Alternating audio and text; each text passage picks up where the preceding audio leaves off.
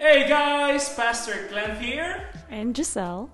and this is Tofu Soup. A podcast where we let our thoughts simmer. Let's do it. How about a little cheers Yay. for our tofu soup of the day? So today we have, what's this? Tom yum. Tom Yum, sponsored by Auntie Mila. Ate Mila. Ulip, shouts to Ate Mila. Thank you for your Tom Yum soup. Let's give it a try.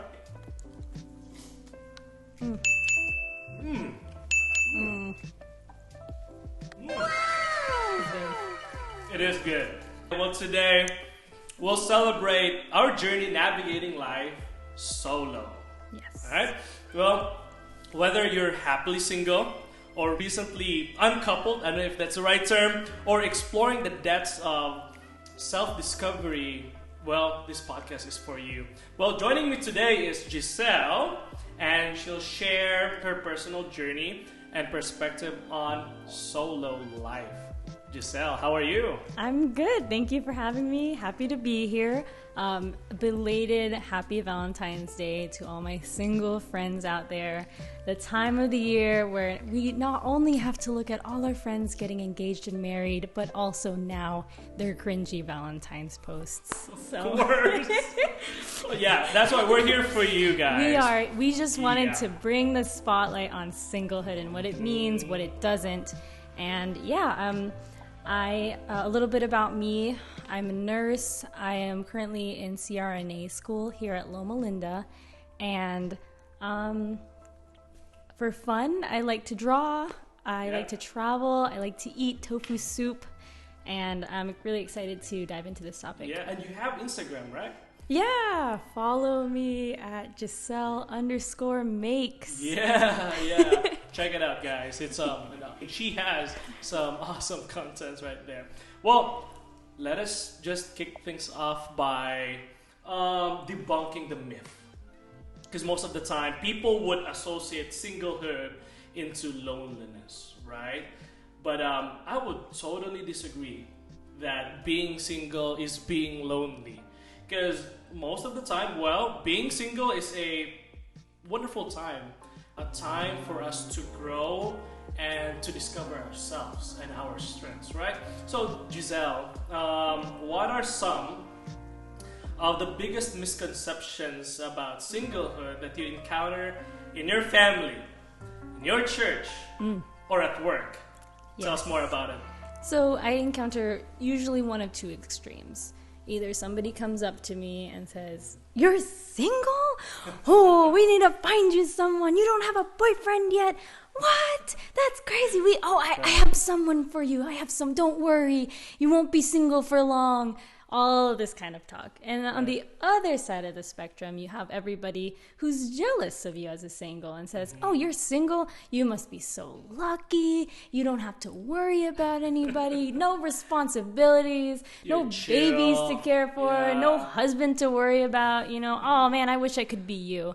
And that just, what ends up happening is you put a lot of worth on the concept of your relationship status. Whether you're single or married, it just seems to judge whether you're a good person or not, or whether you're doing well in life or not. And that's a misconception. That I mean, it's a phase of life for sure.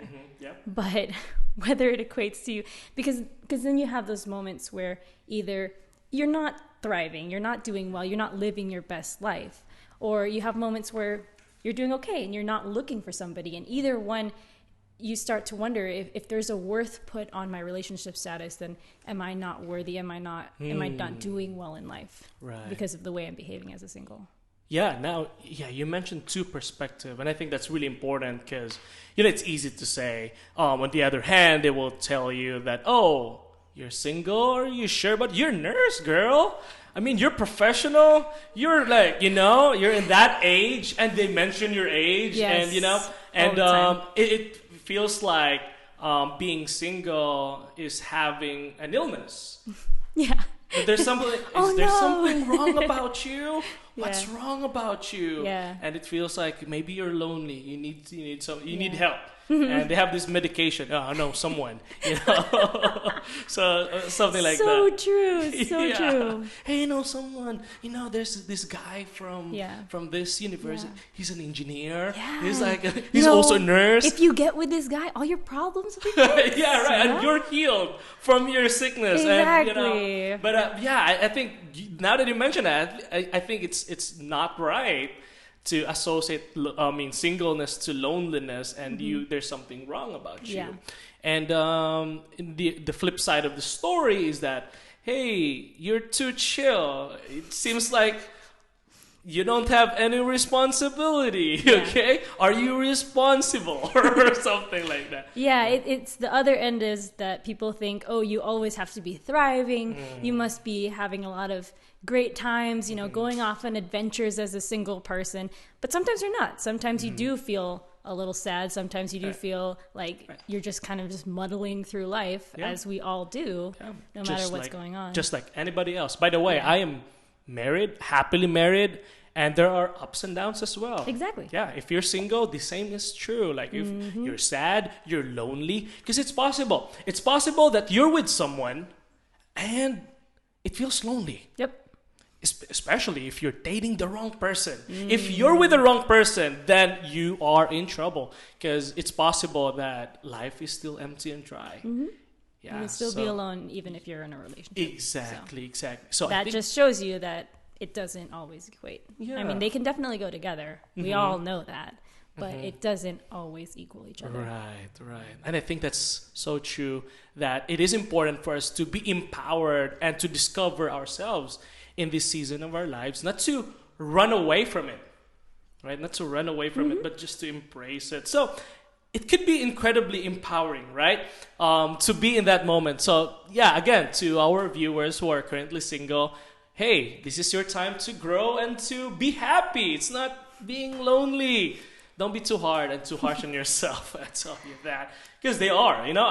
I remember this when I was in high school. Like people are, my classmates were dating, and then like they were teasing me like, hey, now we're dating. You don't experience this kind of stuff, and it seems like there's something wrong about me, and I'm not happy. And I associate a bit not being happy, but it's not. It's actually empowering if you embrace it. Now, talking about embracing it, how can individuals, our viewers, can embrace and thrive in their single status? I think it comes back to the concept of wholeness. And where do we get our wholeness from? Yeah. No matter what stage of life we're in, it should be coming from God. Wholeness is something you can only experience in a relationship with God. And when you think of it as you're trying to complete yourself, I'm looking for my other half, it will never truly satisfy the needs of your soul. So first of all, we need to be filling ourselves with Jesus. And after that, absolutely, go out, enjoy yourself, go on adventures, go make more friends, and really find out who you are. Yep. And in those moments where you do have loneliness and where you do feel like, oh no, like I'm so sad because I don't have a person with me, then just understand that it's basically have grace for yourself, because those times will come. I'm not saying that you can't be lonely and single. It definitely happens. Yep. Let me tell you. But during those times, we can remember that it could be one of the times of intense growing that God is doing with our lives, and pulling us closer to Him, developing our relationship with Him, strengthening our relationship. And I know a lot of people have told me you can grow in a relationship when you're with someone else. But there's something special and there's something different about how you can grow closer to God as a single that you could miss out on if all you ever do is just say, oh, woe is me. True. Yeah, I mean, now you mentioned earlier, really important concept of being whole, the wholeness of your life. And I think that's really important because it seems like our culture would say like, opposite attracts. Opposite attracts. I'm not good enough. I have my better half. That better half concept, or I need someone to be whole, to be fulfilled, to be filled with happiness and joy. I don't think so. Yeah. I totally disagree with that concept because I believe that you will be, as you mentioned earlier, that is really important. You have to be filled with the love of Jesus first, and you'll just find someone that is also whole, that is also filled with the love of God, and you complement. You became, your partner now. Yeah. You complement and you work together as one, and that's how. And if you're not whole, I remember this from my mentor way back in college. He mentioned that you can't find someone that is filled or whole if you yourself is not whole. Yeah. So if you're starting out as a single and assuming you are looking for a relationship, I know there's people out there who are not, but if you are single and you're looking for a relationship eventually someday down the road, and you're approaching it with this I'm looking for my other half mindset, then you're already kind of setting yourself up for failure. Yeah. Because you're not ever going to be completely satisfied in another person if you're not satisfied in yourself. Yeah, that's why they want to, I want to be filled. I want that partner to make me feel that I'm whole or that I exist, Yeah. And I think it happens. It does. Yeah, it happens. And being, the flip side of the story, it happens. Being whole starts by being single. Yeah, in your single status, okay? In that season of your life, that is really wonderful. Yeah. Yeah, so, self-love is a key, I guess. Yeah, start loving yourself first. So, let's address the elephant in the room. Societal pressure to couple up. Absolutely. You mentioned, I asked that earlier. Expectations. Yeah. And, your community, your family, or... church family, or maybe what aunties, else? We are talking about you. Yes, aunties, we love you so much, by the way. We love you. But hey, sometimes it worked out, Our aunties pair us up and it works out, and we found someone, and that's actually beautiful. That's a beautiful thing. But we're not discounting them. Yeah, but it's fun, But just to address that, because it's pretty normal for a single person to have those expectations. So how can singles navigate these external expectations at the same time stay true to themselves? So that's a great question. So the first thing you want to do is understand where a lot of people are coming from. As a single, I hear this all the time. People just either wanting to set me up or wanting to know that I'm living my best life. Yeah. And you can't change what people think. You can't change people's expectations for you. You can't change other people's minds. You can influence it, but you can't really change it. So a lot of it is being patient and having grace for people who usually are coming to you from a good place, and they say, I want you to have the fulfillment that I have in a relationship. Right. Or maybe they're older and they say, I want to ask you about this because I don't really know anything else we have in common. You're at that age. Maybe you want to talk about love. Maybe I want to relive my experience as when I found love or when I was single, and I just want to talk about that. I think they're trying to help too, right? Right. They want to help you. It's usually coming from a good place. Right. But if it comes to the point where it's really making you question your own self-worth, then you need to re-examine your boundaries and just say, hey, maybe is this a time for me to really invest in my relationship with single friends and surround myself with people who are in my life stage, because there's no need for you to be questioning your own worth because of other people's expectations. You need to make sure that other people's thoughts for you don't become your own thoughts, and you are really sure about what you want. You're not getting shipped and pushed into a relationship that you don't want, or really anybody's expectations becoming your own. Yep. There was an old saying when I was in my high school. Our local youth pastor would always say, there's a concept, like a principle: long friendship, short courtship, or short engagement, then long marriage.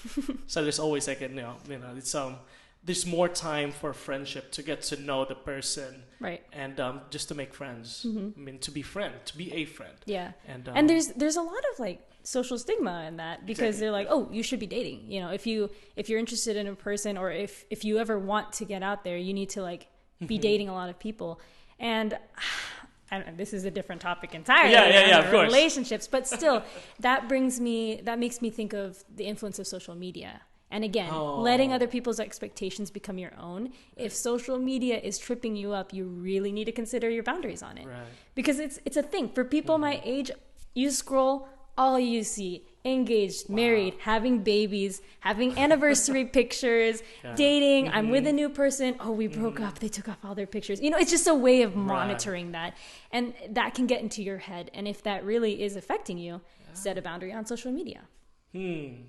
Putting boundaries, guys. It's not just these external expectations from other people, and the social media stuff as well. I mean, it's not that it's a bad thing. It's more of like taking control of your emotions, and taking control of your mind and your value. Yeah, protecting your own peace, allowing yourself to embrace the opportunity of singlehood and not the toxic part of it. Yes, that's true.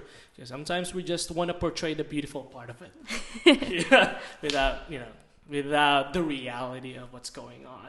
So thank you. That was a great advice. So I would say it's all about staying true to yourself, embracing your own journey regardless of the outside influences. Embrace yourself and who you are in the eyes of God. That's really, really important. So my next question would be really personal. Okay, really personal. Have you ever been in a red flag relationship? You don't have to mention the names. If you mention the name, we'll blur it out. Okay. Just put like a beep. Okay, we'll use that. Okay, if you mention the name, but have you ever been in a red flag relationship? Because maybe a lot of our friends here that are listening been to a red flag relationship and they don't want to date again. They don't want to embrace love just because of their past experiences. Right. Yeah. And that definitely can happen. And it is something I've experienced. And the road to healing is so long. And it really can change the way you think about getting into another relationship. It can change the way you act in your future relationships. So my thoughts on that is just making sure you have the time for yourself to heal and understanding that it could take a really long time. True. So that could be another reason to embrace singlehood is you don't want to rush into another relationship if you still have so much on your mind, if you still have so much that you need to reconcile with yourself, with God, with other people before you join your life with another person and you purposefully intertwine everything you do with another person's life, and now that person is affected by all your processing. And it's fine to take that time to process, but it can be harder if you're in another relationship already. So making space for yourself, protecting your own healing journey is really important. I mean, protecting yourself, embracing your journey, that is. Thank you so much for those insights. Really beautiful. I mean, thank you so much, Giselle, for sharing your thoughts about that. And I think that is really important for us to embrace our journey and our own value in Christ. Amen. In Jesus Christ. So now we're moving on to our next segment, which is Guilty as Charged. So basically, behind the camera, our producer here, we have Giselle's sister, Mimi. She's going to read some, is it questions? Yes, questions. Yes or no questions about singlehood. And think back to your own time as a single person. And I will think of my own, vast experience as a single. Being single. And if we're guilty. A quarter of a century right now. So you are asking the guru. And if we are guilty of that question, then we will take a sip of soup. Ready. Yeah, and he's never heard these questions, so. Yeah, I have no idea, so it's going to be a surprise. We'll see. Okay, well, we'll see. All right, go ahead. All right, the first question is, as a single, have you ever gotten set up on a blind date? No. Yeah. I was... Okay. Let me sip first. Oh, yeah. I mean, it happened when I was in high school. And we have this, I don't know, Intrams thing. It's like a sports fest, and they have this a booth, a date booth that my friends hooked me up with other person, and I have no idea. It was a blind date, actually. It was a blind date. You had no idea who it was I beforehand. have no idea who was, but Interesting. of course, when we start talking, I know who that person is. But yeah, it was Oh wait, I think you were that literally counts. like blind? blind. Yeah, yes, totally. Yeah, we were blindfolded, guys. We were blindfolded, and that was I'm that was an dead. experience. Yeah, Nice. Yeah, Yeah. you earned that sip. yeah, that's my take. I'm guilty. All right. So the next question is, have you ever been a third wheel for your friends? Yes, of course. A fifth It's my wheel? life. Yes. No, A seventh wheel? Absolutely. you are. I have a lot Well- of friends who are in relationships, and so as time goes by, you're just, taking the pictures, you're holding the bag. You're the human tripod. I am. You're the human tripod, Yeah. of course. My heart goes out to all the singles who have been there with me. Well, yeah, I feel bad sometimes because me and my wife, when we were dating, our parents are strict, so there has to be a chaperone always around. Guaranteed third we wheel. can't, but hey, we can go anywhere as long as there's someone with us. It's pretty expensive though, because if I have to go to if I have to pay for our meal, then I have to pay for the third person. But it was fun. We love all our third wheels. Okay, we love you guys. Thank you. Give some love to the third wheels out there. Right, shouts. All right. As a single, have you ever been told your standards are too high? Yes. No. As a single, have you ever tried speed dating? Speed dating? No. No. Let me try that. I don't know how weird would that be. I don't know. Let I've us seen know. events where it happened, and you just have a couple minutes with a person, and then you switch. But So- how would you know the person? You don't. It's just to pique your interest and see if you want okay. to know them better. But And then afterwards, you'll I go don't out know. and hey, you mentioned earlier that you're into dogs. exactly, I'm into really. cats. Okay. I'm curious as to whether anybody out there has tried it and if it was effective for you or Yeah. if it was just completely a waste of time. Comment down below. Comment down below, please. Leave the comment out for all our curious singles. Of course. Awesome. So, as a single, have you ever used a dating app? No. No. Too old. Are we that old? Dating apps really became popular, I think, around the pandemic time. Yeah, I would Because say so. Before that, it was kind of like a weird thing to do, but now it's a lot more common. And I've heard good stories Of course. from people who've used dating apps. So To have my best friends, my best friend way back in the seminary in Andrews, he met his wife in one of the dating apps. Yeah. And that was awesome. He flew all the way. To South America.